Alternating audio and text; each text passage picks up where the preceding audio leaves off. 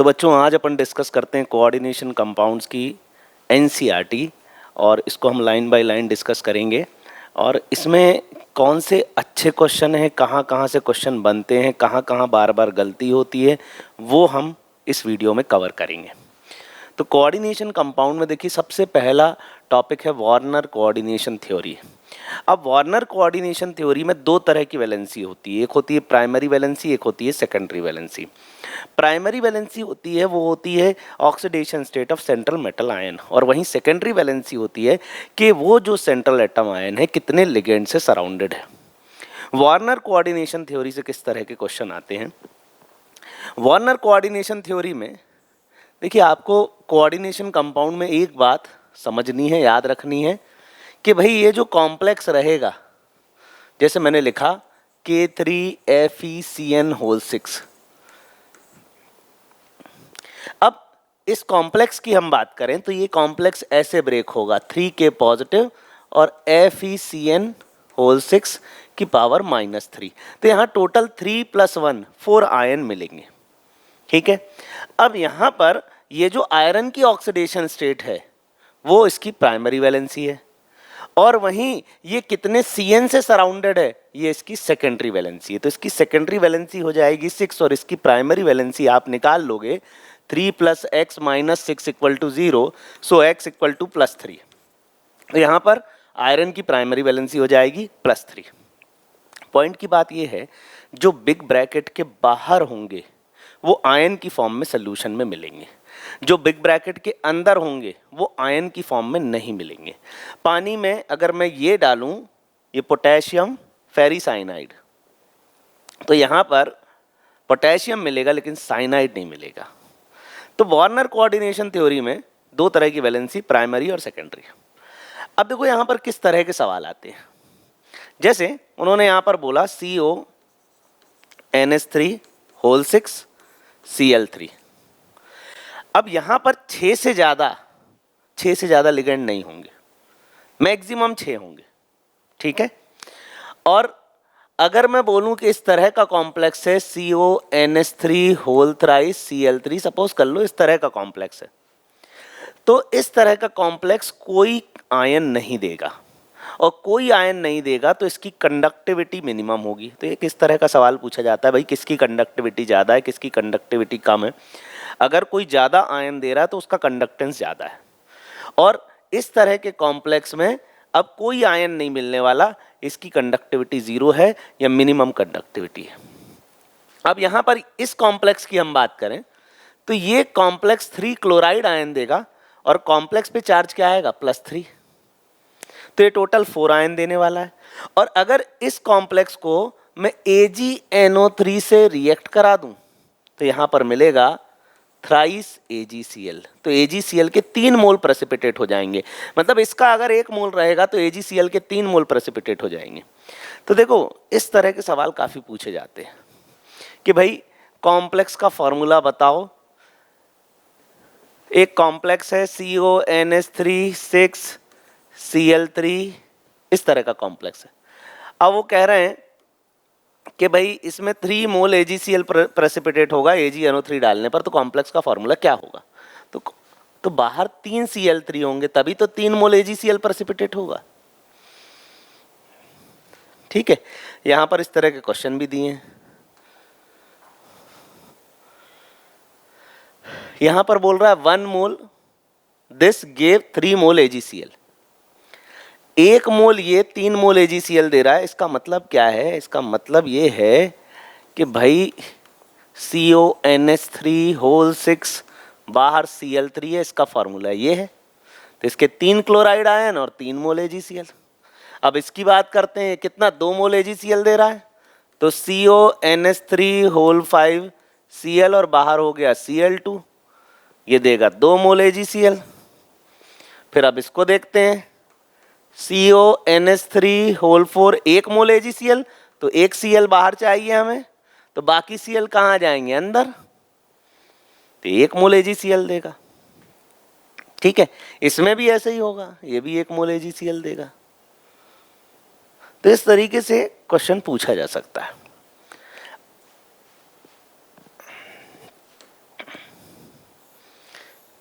Colour complex के याद कर सको तो कर लो, बाकी कोई ज़्यादा ज़रूरत नहीं है।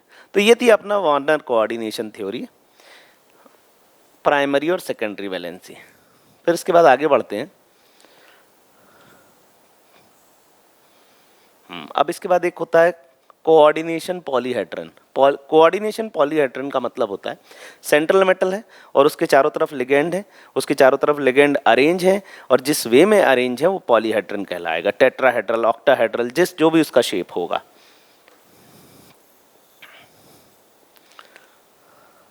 अब देखो यहाँ पर फिर अपन को फॉर्मूला बनाना है। यहाँ पर जैसे PdCl2.4NH3 है और ये 2 मोल AgCl प्रेसिपिटेट कर रहा है, तो यहाँ पर फॉर्मूला क्या होगा? देखो आपको ये याद रखना है भाई, अगर 2 mole AgCl, moles of AgCl precipitated पर mole of compound with excess of AgNO3 is 2, तो यहाँ पर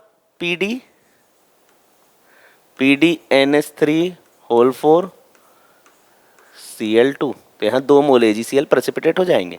मतलब कॉम्प्लेक्स के बाहर 2 Cl2 हैं, यहाँ पर भी कॉम्प्लेक्स के बाहर 2 Cl2 हैं। यहाँ पर देखो थर्ड वाले में बोल रहा है ये केमिकल फॉर्मूला है, इससे एक कोऑर्डिनेशन कंपाउंड बनाओ जिसमें एक भी Cl प्रेसिपिटेट ना हो, तो ये हो जाएगा Pt 4 और 2 6, तो PtCl6 और H2, ये कोऑर्डिनेशन कंपाउंड बनेगा। बाद में H2 यहाँ निकल जाएगा, -2 हो जाएगा, तो इसका क्या हो जाएगा? 0 हो जाएगा।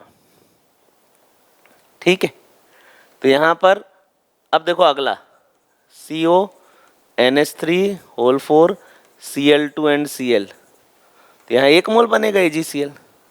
अब ये 0 है तो PtNH3 होल ट्वाइस Cl2, इसका क्या हो जाएगा? 0 हो जाएगा, क्योंकि कॉम्प्लेक्स के बाहर एक भी क्लोराइड नहीं है तो कॉम्प्लेक्स जरूर ऐसे ही बनेगा। अब प्राइमरी सेकेंडरी, ये सेकेंडरी वैलेंसी जितने लिगेंड से सराउंडेड है वो सेकेंडरी वैलेंसी और ऑक्सीडेशन स्टेट प्राइमरी वैलेंसी है।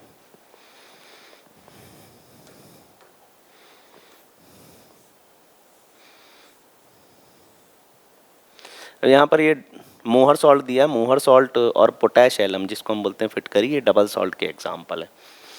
ठीक है, और कॉम्प्लेक्स सॉल्ट जहाँ पर बिग ब्रैकेट आए वो कॉम्प्लेक्स सॉल्ट। कोऑर्डिनेशन एंटिटी, ये सब कोऑर्डिनेशन एंटिटी हैं। सेंट्रल एटम मेटल आयन होगा, क्यों? क्योंकि इसमें एम्प्टी डी ऑर्बिटल होंगे जहां पर लिगेंड अपने लोन पेयर रख सकेगा। लिगेंड क्या होगा?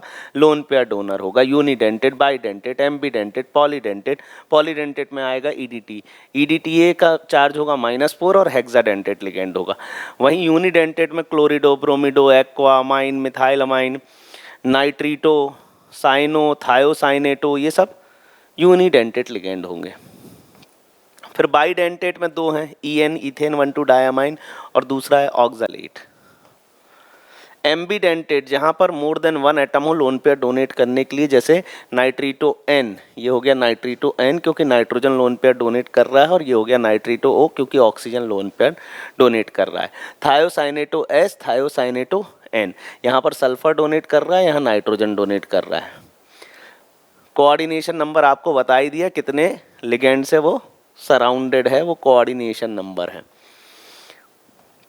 कोऑर्डिनेशन स्फेयर जो ब्रैकेट के अंदर एक स्फेयर लाइक स्ट्रक्चर बनेगा, जैसे ऑक्टाहेड्रल स्ट्रक्चर बनेगा FeCN होल 6 में।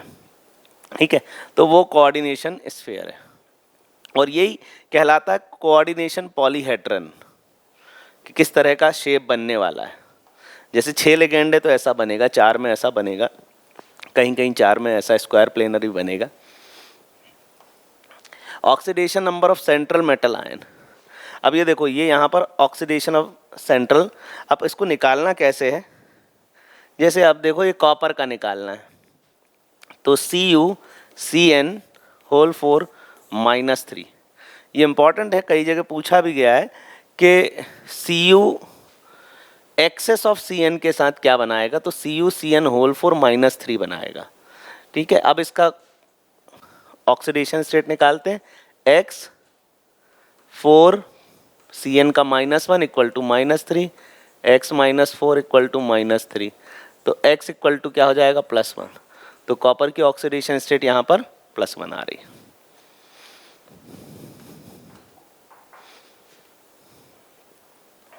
अब एक होता है होमोलेप्टिक और एक होता है हेट्रोलेप्टिक कॉम्प्लेक्स।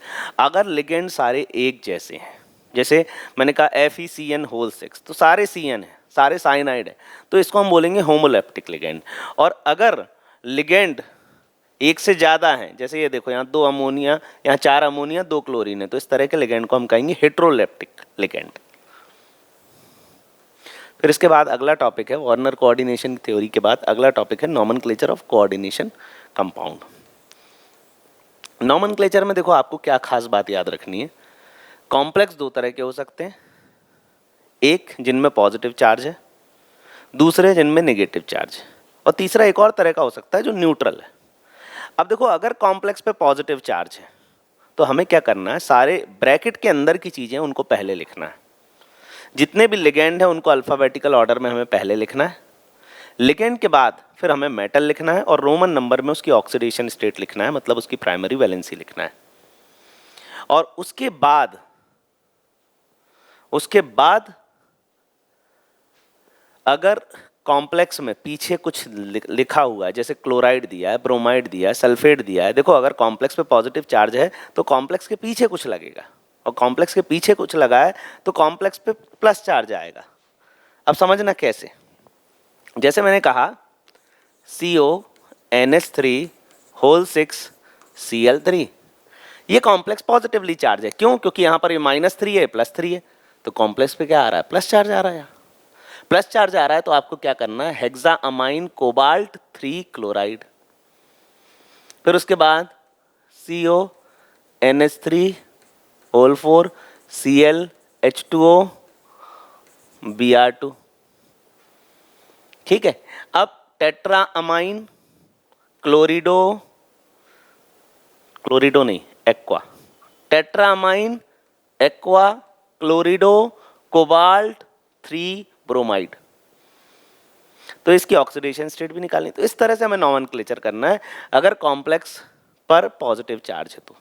या फिर NiCO4, इसको हम बोलेंगे टेट्रा कार्बोनिल निकल, तो यहाँ पर निकल की ऑक्सीडेशन स्टेट हो जाएगी 0। टेट्रा कार्बोनिल निकल, देखो कार्बोनिल की 0 होती है, X + 4 × 0 = 0, तो यहाँ पर निकल की ऑक्सीडेशन स्टेट हो जाएगी 0, टेट्रा कार्बोनिल निकल। अब लेकिन कॉम्प्लेक्स पे नेगेटिव चार्ज हो, अब जैसे मैंने कहा COOX -3, तो यहाँ ट्राई ऑक्सलेटो कोबाल्टेट 3, ऑक्सीडेशन स्टेट 3 आ जाएगी, ऑक्सलेट की -2 होती है, देखो X + 3 × -2 = -3, X - 6 = -3, X = +3, यहाँ कोबाल्ट की क्या हो गई, +3, तो ट्राई ऑक्सलेटो कोबाल्टेट 3, ठीक है।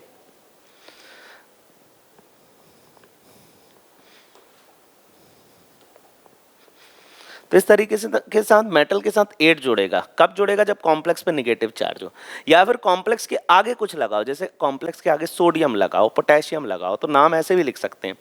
अब जैसे K3FeCN6 है तो पोटेशियम हेक्सासाइनोफेरेट 3। अब 8 जब आए तो कुछ बातों का ध्यान रखना है। पहली चीज, जैसे मैंने कहा आयरन, तो आयरन का आयरनेट नहीं होता, फेरेट होता है। सिल्वर का सिल्वरेट नहीं होता, अर्जेंटेट होता है। गोल्ड का ऑरेट होता है। तो ये बात आपको ध्यान रखनी पड़ेगी। और एक और बात ध्यान रखनी पड़ेगी, अगर आपके लिगेंड में EN है तो EN को आप इथेन 1,2 डायमाइन कहोगे, लेकिन EN होल ट्वाइस है तो हम उसको बोलेंगे बिस इथेन 1,2 डायमाइन। अगर EN होल थ्राइस है तो उसको हम बोलेंगे ट्रिस इथेन 1,2 डायमाइन। तो बिस और फिर उसके बाद ट्रिस, ये वाला सिस्टम यूज करेंगे। फिर उसके बाद देखो ये एक इंपॉर्टेंट कैटलिस्ट है, ये देखो यहाँ पर बिस यूज किया गया है। ये ट्राइफिनाइल फॉस्फीन है, triphenyl dichlorido diphenyl triphenyl di bis triphenyl phosphine, तो यहाँ पर भी बिस सिस्टम यूज होगा। देखो यहाँ पर PPS3 है, ठीक है, और ये ट्राइफिनाइल फॉस्फीन, तो डाई और ट्राई वाला सिस्टम तो इस नाम में यूज हो गया। तो आगे लगा 2 तो हमें क्या लगाना पड़ेगा, बिस लगाना पड़ेगा, बिस और ट्रिस, और 4 हुआ तो टेट्राकिस। ठीक है, तो इस तरीके से हमें नॉमेनक्लेचर करना है। नॉमेनक्लेचर में एक बहुत इंपॉर्टेंट नॉमेनक्लेचर है ये सेकंड वाला। अब इसमें क्या होगा, जैसे कोबाल्ट है और ये इथेन 1,2 डायमाइन है, तो ये हो गया tris ethane 1,2 diamine cobalt 3 sulphate. अब इस नाम से अगर मैं स्ट्रक्चर बनाने जाऊंगा, आप देखना है इस बात को, ये बहुत इंपॉर्टेंट बात है। जैसे मुझे ये नाम दिया tris ethane 1,2 diamine cobalt 3 sulphate, तो tris ethane 1,2 diamine EN whole thrice cobalt, ये हमने कोबाल्ट लिख दिया। अब इसकी ऑक्सीडेशन स्टेट 3 दी है। अब समझना पॉइंट की बात, देखो क्या है, कॉम्प्लेक्स के ऊपर क्या चार्ज है वो हमें निकालते आना चाहिए। यहाँ पर इस कॉम्प्लेक्स के ऊपर क्या चार्ज आने वाला है। अब देखो EN पे चार्ज है 0, ये 3 + 0 = क्या हो जाएगा x, तो x क्या हो जाएगा +3। तो यहाँ पर कॉम्प्लेक्स पे चार्ज निकालना मत भूलना। अगर आपको नाम से केमिकल फॉर्मूला बनाना है तो आपको कॉम्प्लेक्स पे चार्ज जरूर निकालना है। अब इस पे चार्ज क्या हो जाएगा +3, और यहाँ सामने दिया है सल्फेट -2, ये हो जाएगा +3 क्रॉस मल्टीप्लाई, तो ये हो जाएगा COEN whole thrice whole twice आ जाएगा, 2 यहाँ आ जाएगा और SO4 होल थ्राइस यहाँ आ जाएगा, तो ये कॉम्प्लेक्स बन जाएगा इसका।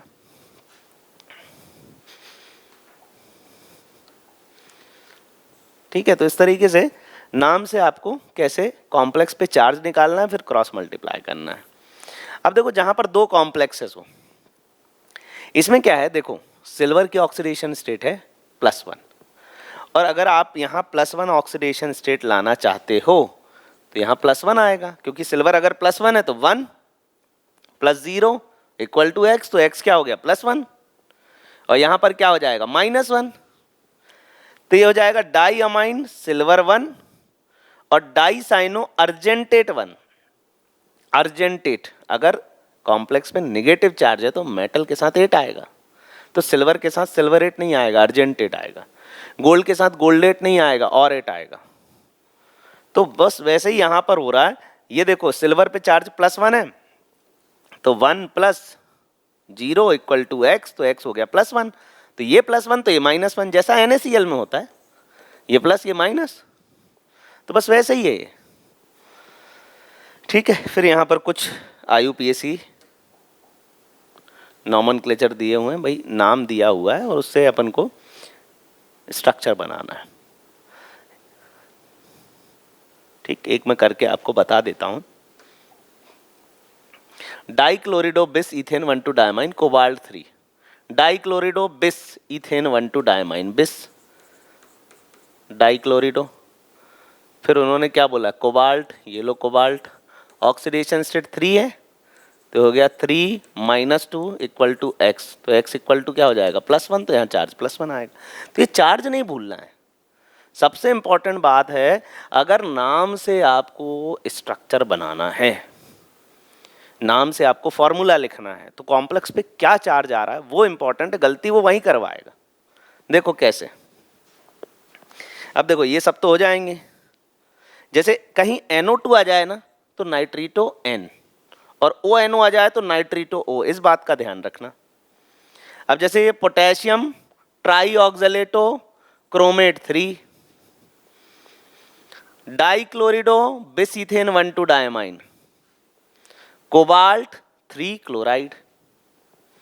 जनरली ऐसा होता है ज़्यादातर केसेस में, ठीक है, जो सेकेंडरी वैलेंसी होती है, और जो सेकेंडरी वैलेंसी होती है वो प्राइमरी वैलेंसी की डबल होती है ज़्यादातर केसेस में। बस कार्बोनिल के केसेस हटा दो, बाकी मैक्सिमम जगह NCERT में ऐसे ही देखने मिल रहा है।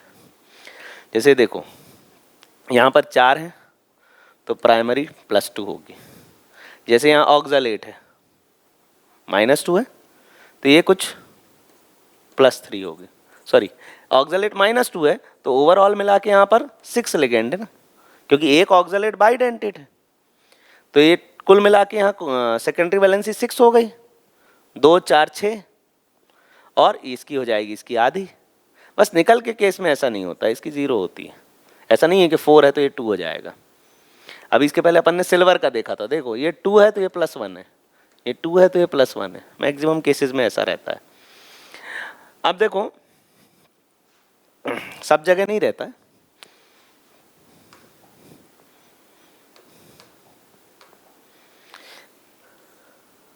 अब यहाँ पर देखो, ये IUPAC नॉमेनक्लेचर है, इनका IUPAC नेम लिखना है। एक बहुत इंपॉर्टेंट और बहुत बढ़िया क्वेश्चन है ये वाला, बहुत अच्छा क्वेश्चन है। अब देखो इसको करना कैसे है, NCERT के सब इंपॉर्टेंट बताते जा रहा हूँ मैं, क्या भाई क्या इंपॉर्टेंट है, कहाँ से क्या पूछेगा। आयरन 3 हेक्सासाइनिडोफेरेट, अपन पहले इसकी बात करते हैं, हेक्सासाइनिडोफेरेट की।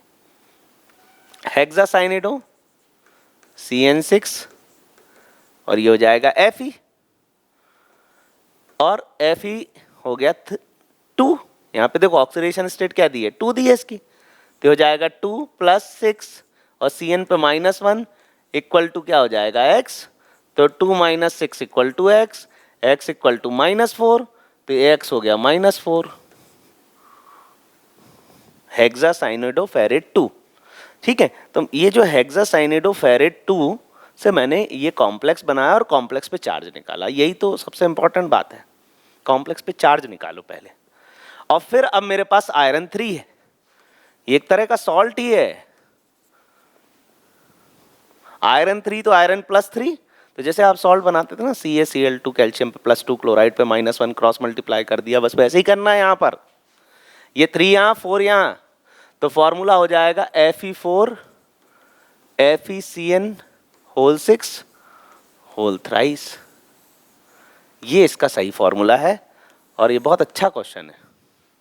कॉम्प्लेक्स पे चार्ज निकालोगे तो समझ में आएगा, ठीक है। नहीं तो कई बच्चे क्या करते हैं, ये क्रोमियम 3 क्लोराइड, तो उनको ऐसा लगता है यहाँ Cl3 लिखना है, 3 आया तो, ऐसा नहीं है। जैसे प्लेटिनम 4 नाइट्रेट, तो सोचेंगे नाइट्रेट 4 होगा, नहीं, ऐसा नहीं है। आपको कॉम्प्लेक्स के ऊपर चार्ज निकालना है, फिर क्रॉस मल्टीप्लाई करना है।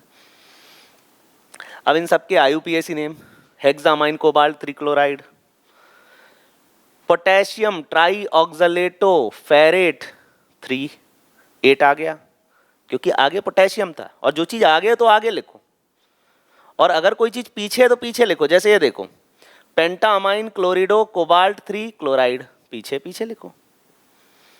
Potassium hexacyano ferrate 3,